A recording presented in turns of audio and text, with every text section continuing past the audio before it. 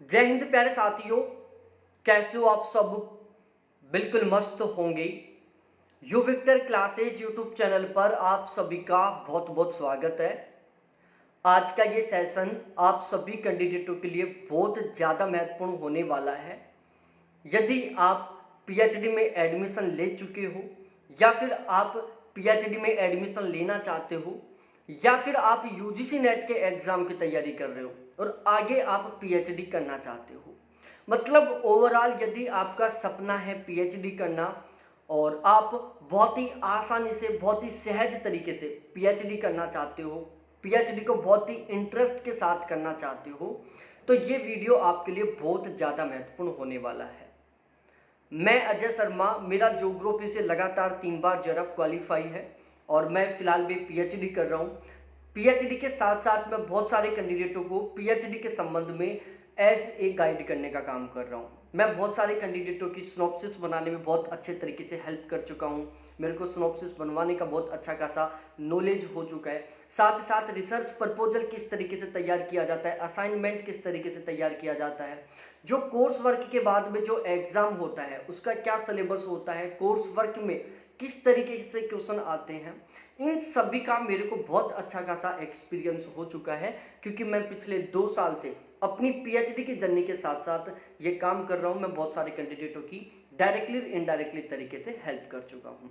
तो मेरा खुद का जो पीएचडी से रिलेटेड एक्सपीरियंस है, उसी एक्सपीरियंस के बेस पर मैं आज आपके साथ डिस्कस करने वाला हूँ पीएचडी का जो सबसे महत्वपूर्ण टॉपिक है, जो हर एक कैंडिडेट के दिमाग में एक क्वेश्चन बनकर खड़ा होता है।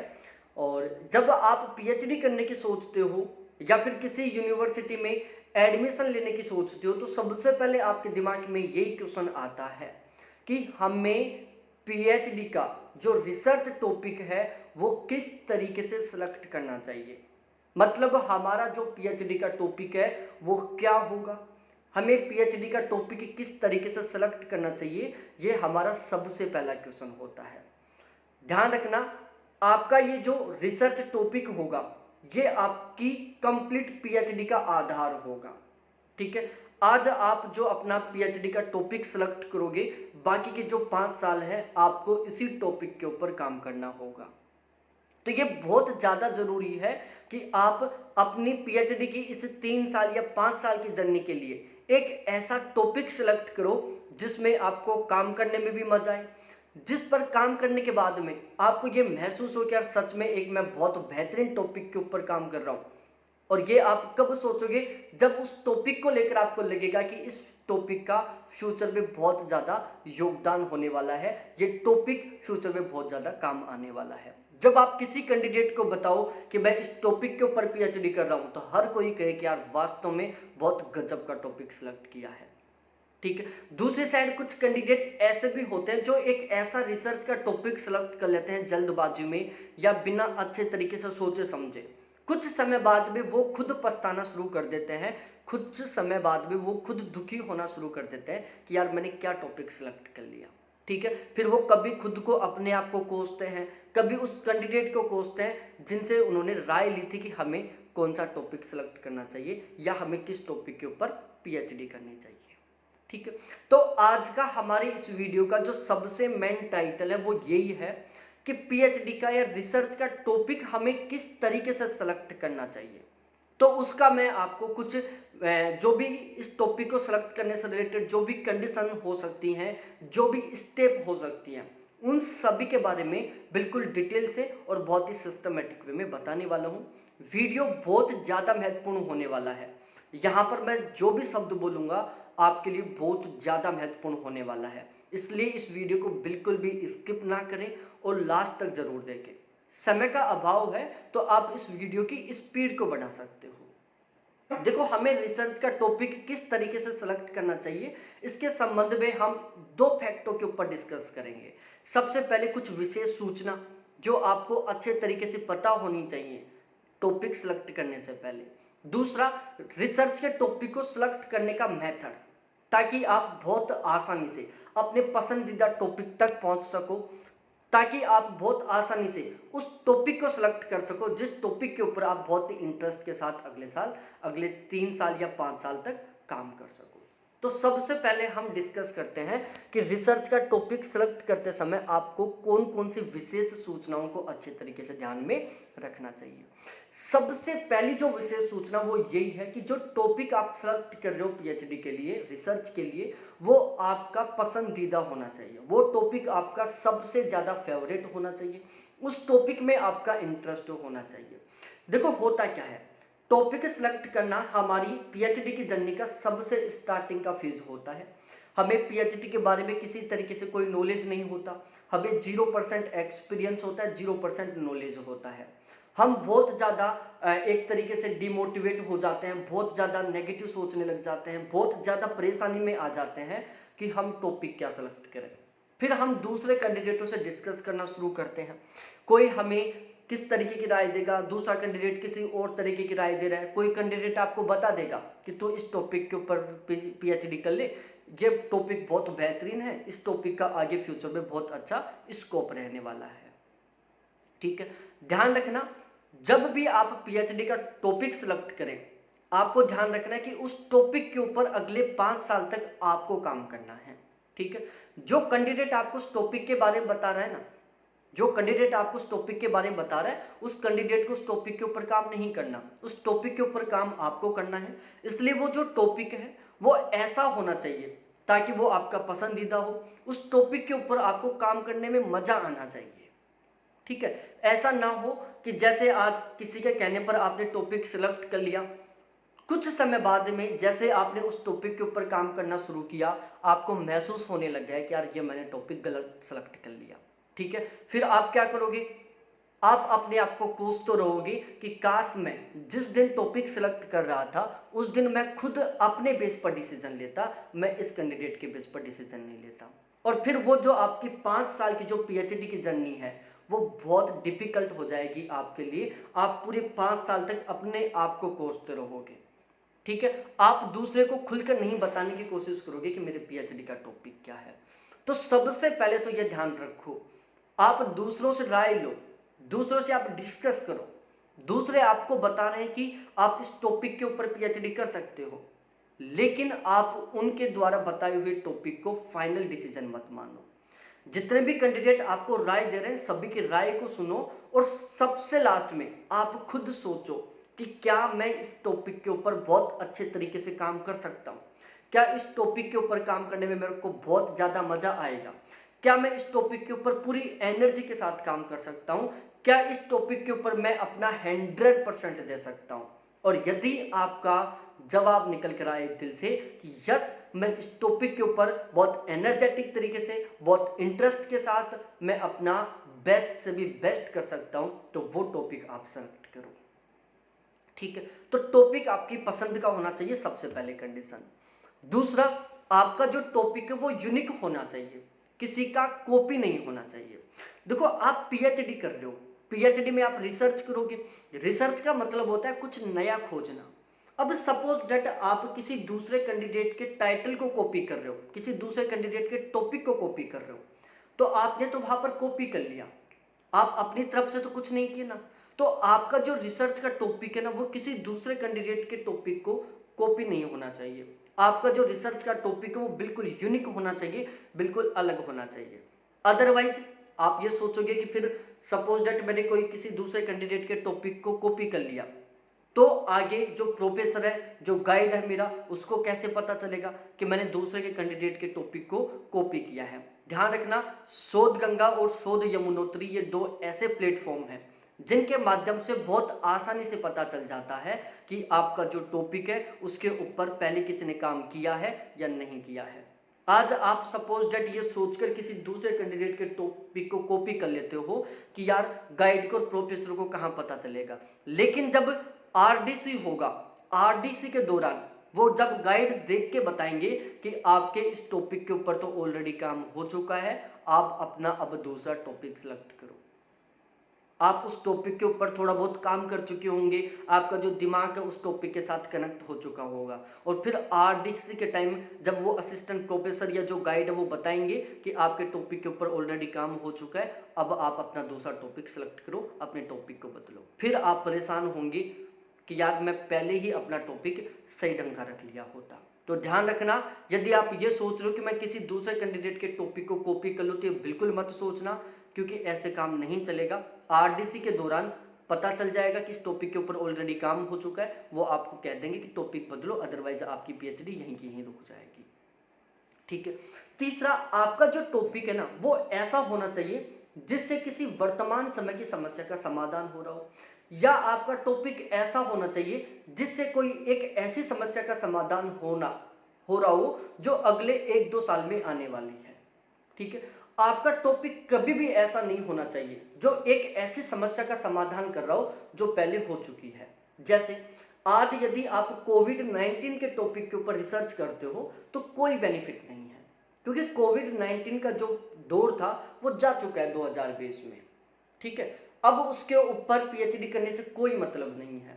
तो आपका टॉपिक ऐसा होना चाहिए जो या तो किसी वर्तमान की समस्या का समाधान कर रहा हो, या वो एक ऐसी समस्या का समाधान कर रहा हो जो जस्ट अगले कुछ महीने में आने वाली है। जैसे ग्लोबल वार्मिंग है, लगातार बढ़ती जा रही है, दिन प्रतिदिन ये एक बहुत बड़ी समस्या होती जा रही है। आप ग्लोबल वार्मिंग का टॉपिक सिलेक्ट कर लो, ये आज की भी एक समस्या है, ये आगे की भी एक समस्या रहेगी। भूमिगत जल जो इस तरह ग्राउंड वाटर लेवल है वो लगातार नीचे गिरता जा रहा है।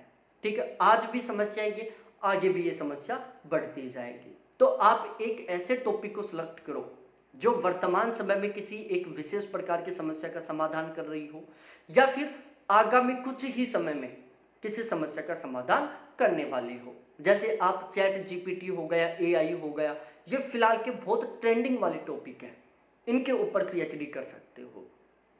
ठीक है। लेकिन आपका टॉपिक ऐसा कभी नहीं होना चाहिए जो एक भूतकाल की समस्या का समाधान कर रहा हो। ठीक है। जिसको आगे इन फ्यूचर कोई सर्च ही ना करे। इसके अलावा चौथी कंडीशन क्या है, आपका टॉपिक ऐसा होना चाहिए जिससे मैक्सिमम कैंडिडेटों को प्रॉफिट मिले, जिससे ज्यादातर लोगों का भला हो। देखो, रिसर्च का सबसे बड़ा मतलब क्या होता है? रिसर्च का मतलब यही होता है कि आप एक ऐसी समस्या का समाधान कर रहे हो जो समस्या बहुत सारे लोगों की है, जिस समस्या के समाधान से बहुत सारे लोगों को बेनिफिट मिलेगा। तो आप ऐसी समस्या ढूंढो, आपका टॉपिक ऐसा होना चाहिए जिससे बहुत सारे कैंडिडेटों को बेनिफिट मिले, जो किसी लिमिटेड व्यक्तियों तक सीमित ना रहे। ऐसा ना हो कि जिससे केवल आपकी या आपके घर वालों की प्रॉब्लम सॉल्व हो रही हो, या केवल आपके विशेष क्षेत्र की प्रॉब्लम सॉल्व हो रही हो। नहीं, वो एक ऐसी समस्या होनी चाहिए जो बहुत सारे लोगों की समस्या है, जिसका समाधान होने पर बहुत सारे लोगों को बेनिफिट मिलेगा। सपोज डेट मैंने ग्राउंड वाटर लेवल पर पीएचडी कर रहा हूं मैं। ठीक है। अब ग्राउंड वाटर लेवल जो लगातार नीचे गिरता जा रहा है, ये राजस्थान की भी समस्या है, ये मध्य प्रदेश की भी समस्या है, ओवरऑल ये पूरे भारत की समस्या है। सपोज डेट अगले 1 साल बाद में कोई मध्य प्रदेश का कैंडिडेट इस टॉपिक के ऊपर रिसर्च करता है, ग्राउंड वाटर लेवल के ऊपर। तो जैसे वो ग्राउंड वाटर लेवल से रिलेटेड थीसिस या स्नोप्सिस, शोध गंगा शोध यमुनोत्री पर सर्च करेगा, तो वहां पर उनको मेरी थीसिस और मेरी स्नोप्सिस मिलेगी। फिर वो उनको पढ़ेगा कि यार इस टॉपिक से रिलेटेड एक दूसरा टॉपिक था जिस पर ऑलरेडी एक राजस्थान के कैंडिडेट ने रिसर्च किया था, फिर वो उनको पढ़ेगा। ठीक है। तो वो उनको क्यों पढ़ रहा है? क्योंकि मैंने एक ऐसे टॉपिक को सिलेक्ट किया है जो बहुत सारे लोगों की समस्या है। ठीक है। इसके अलावा आपका जो रिसर्च का एरिया है ना वो लिमिटेड होना चाहिए, बहुत बड़ा नहीं होना चाहिए। अब लिमिटेड और बहुत बड़ा का मतलब क्या है? सपोज डेट आप आज ये सोच लिए यार मैं तो पूरे भारत के ऊपर कोई एक ऐसी समस्या भारत की जिसके ऊपर समाधान करूंगा। जैसे आपने टॉपिक सिलेक्ट कर लिया कि पूरे भारत की या संपूर्ण भारतवर्ष में भूमिगत जल स्तर की समस्या। ठीक है। आपने पूरे भारत को कवर कर लिया। अब भाई आपने एक शब्द में संपूर्ण भारत लिख दिया, लेकिन जब आप रिसर्च करोगे तो आपको सभी के सभी स्टेटों से डाटा कलेक्ट करने पड़ेंगे, और सभी के सभी स्टेटों से डाटा कलेक्ट करना इतना आसान नहीं है। तो यदि आप अपने रिसर्च का क्षेत्र जितना ज़्यादा वाइड करोगे, जितना ज़्यादा विस्तृत करोगे, आपको रिसर्च करने में उतनी ज़्यादा कठिनाइयाँ बढ़ती जाएंगी। आपका रिसर्च बहुत ज़्यादा खराब होगा, उसकी पॉसिबिलिटी उतनी ज़्यादा बढ़ती जाएंगी। तो आपको अपना जो रिसर्च का टॉपिक है वो इस तरीके से सिलेक्ट करना चाहिए ताकि उसका एरिया सीमित हो, उस एरिया से आप बहुत आसानी से डाटा कलेक्ट कर सको। ठीक है। इसके अलावा जब आप रिसर्च के लिए टॉपिक सेलेक्ट करें तो उस टाइम आपको ध्यान रखना है कि इस टॉपिक से रिलेटेड जितने भी डाटा की जरूरत पड़ेगी वो क्या मेरे को आसानी से अवेलेबल हो पाएंगी, क्या उनमें डाटाओं को आसानी से कलेक्ट कर पाऊंगा। सपोज दैट आपने एक ऐसे टॉपिक को सिलेक्ट कर लिया जिसके डाटा गूगल पर भी अवेलेबल नहीं है, जिसके ऊपर पहले भी किसी ने कोई रिसर्च नहीं किया और जिसके डाटा कलेक्ट करना इतना आसान भी नहीं है। आज तो आपने जोश जोश में टॉपिक सेलेक्ट कर लिया, लेकिन जब आप डाटा कलेक्ट करने के लिए बैठोगे ना या डाटा कलेक्ट करने के लिए जाओगे, 1-2 दिन बाद में आपको पता चलेगा कि डाटा कलेक्ट नहीं हो पा रहा है। 5-7 दिन बाद आप अपने आप को खुद को गाली देना शुरू कर दोगे कि यार मैं कहाँ पर जोश जोश में टॉपिक सेलेक्ट कर लिया, अब इसके मेरे को डाटा ही नहीं मिल पा रहे। और जब तक डाटा नहीं मिलेंगे तब तक आपका जो रिसर्च का प्रोसेस है वो आगे नहीं बढ़ेगा।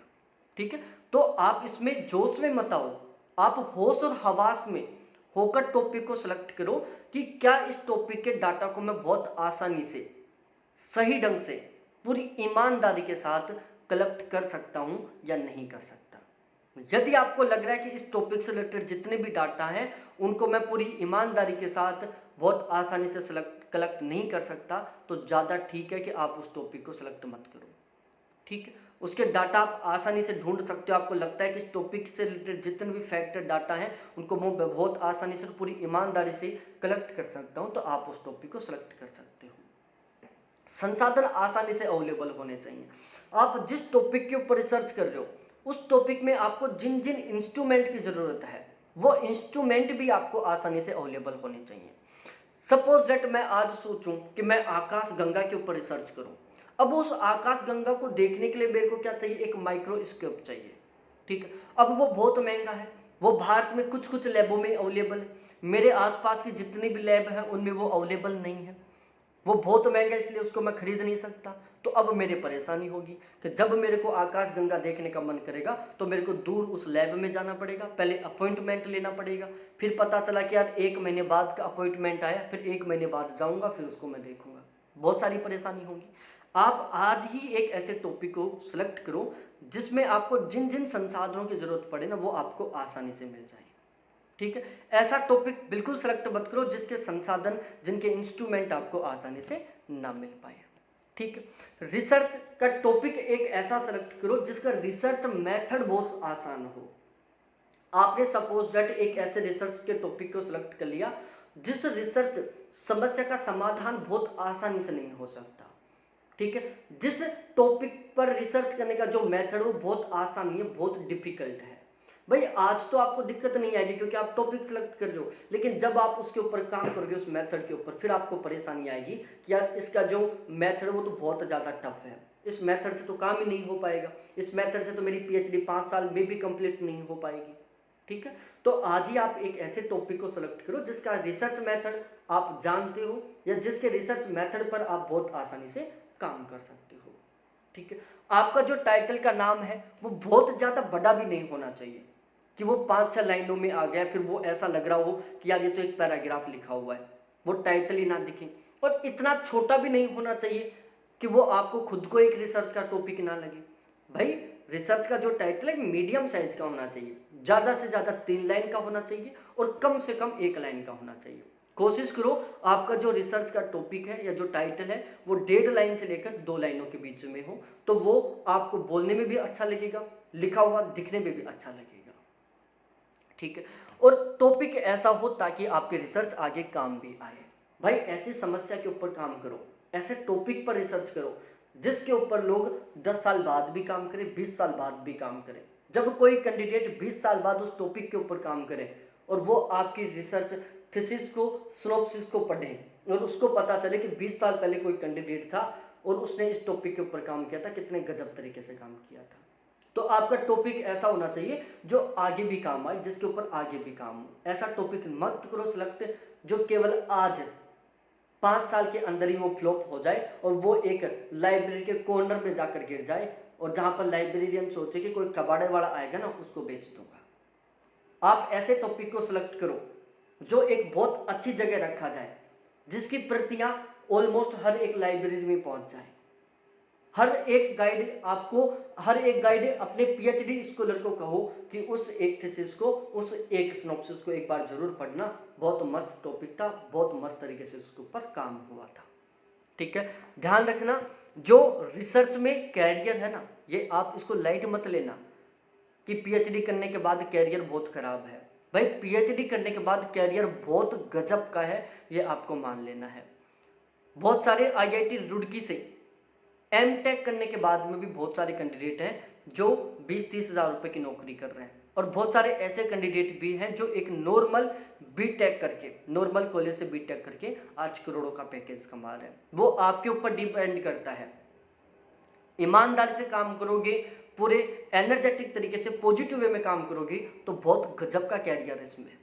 और यदि आप नेगेटिव सोचोगे तो भाई कोई कैरियर नहीं है इसमें, वो आपकी सोच के ऊपर डिपेंड करता है। लेकिन मैं फिर से कह रहा हूं कि बहुत गजब का कैरियर है रिसर्च में, बहुत शानदार, बहुत ब्राइट फ्यूचर है। अब आप सभी कैंडिडेटों के लिए एक सबसे बड़ी गुड न्यूज है। अभी जो सेकंड फेज है, स्टेप रिसर्च टॉपिक को सिलेक्ट करने का स्टेप, उससे पहले मैं आपको एक बहुत अच्छी गुड न्यूज दे देता हूं। यदि आप पीएचडी को बहुत आसान बनाना चाहते हो, अब आपका पीएचडी कब आसान बनेगा? जब आपको कोई ऐसा कैंडिडेट मिल जाए जो आपको हर टाइम बहुत बेहतरीन तरीके से गाइड करे। जहां पर आपको समस्या आए वो आपको तुरंत उसको बहुत आसानी से सॉल्व करके बता दे। जो कैंडिडेट आपकी हर एक समय में बहुत बेहतरीन तरीके से मदद करे। कौन सी यूनिवर्सिटी से पीएचडी करना चाहिए, नोटिफिकेशन कब आएगा, सिलेक्शन प्रोसीजर क्या है, उसके बाद एडमिशन के बाद में किस तरीके से करें, डॉक्यूमेंट सबमिट करें ताकि हमारा आगे कहीं कोई दिक्कत नहीं आए, टॉपिक किस तरीके से सिलेक्ट करें, असाइनमेंट किस तरीके से तैयार करें, रिसर्च प्रपोजल किस तरीके से तैयार करें, सिनॉप्सिस किस तरीके से तैयार करें, रिसर्च रिपोर्ट किस तरीके से तैयार करें, जनरल पीपीटी किस तरीके से तैयार करें, नॉमिनी पीपीटी किस तरीके से तैयार करें, थीसिस किस तरीके से तैयार करें, ठीक है, इंटरव्यू की तैयारी किस तरीके से करें, प्रेजेंटेशन की तैयारी किस तरीके से करें। मतलब पीएचडी में जिस दिन आप सोच रहे हो तब से लेकर और जिस दिन आपको पीएचडी का अवार्ड मिलेगा तब तक वो आपकी हर एक स्टेप पर बहुत बेहतरीन तरीके से मदद करे। तो यहां पर मैं आपकी, जिस दिन आप आज सोच रहे हो पीएचडी में एडमिशन लेने की, आज से लेकर जिस दिन आपको पीएचडी का अवार्ड लेटर मिलेगा तब तक मैं पूरे 5 साल तक पीएचडी के हर एक स्टेप में मैं खुद आपकी बहुत गजब तरीके से हेल्प करूंगा, बहुत गजब तरीके से आपकी मैं मदद करूंगा, ठीक है। उसके लिए मैं एक बैच लॉन्च किया हूं, उस बैच का चार्ज हमने केवल 1000 रुपये रखा है। अब ये मैं फ्री में भी कर सकता था, इसका चार्ज मैंने क्यों रखा है उसका रीजन बता देता हूं। देखो, हम जब कभी भी कोई भी चार्ज पे करते हैं, वो चाहे छोटा सा चार्ज पे करें चाहे बड़ा सा चार्ज पे करें, तो हमारे दिमाग में ये साइकोलॉजी आती है कि हमने इसके लिए रुपए खर्च किया है, इसलिए हमें इसके ऊपर पूरे डेडिकेशन के साथ काम करना चाहिए, ठीक है। तो जब आप 1000 रुपये पे करोगे ना, तो आपको जहां जहां जरूरत पड़ेगी आप मेरे को कॉल करोगे, ठीक है।